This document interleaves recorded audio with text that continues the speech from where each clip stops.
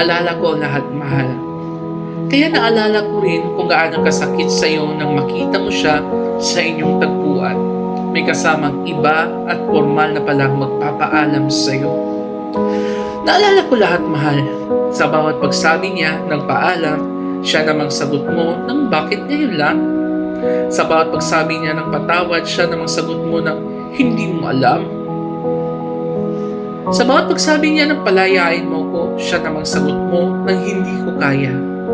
Naalala ko lahat, mahal, na baka kaya hindi kita kayang mahalin gaya ng pagmamahal mo sa kanya ay dahil hindi ko pa pala talaga alam mahalin mo na ang sarili ko.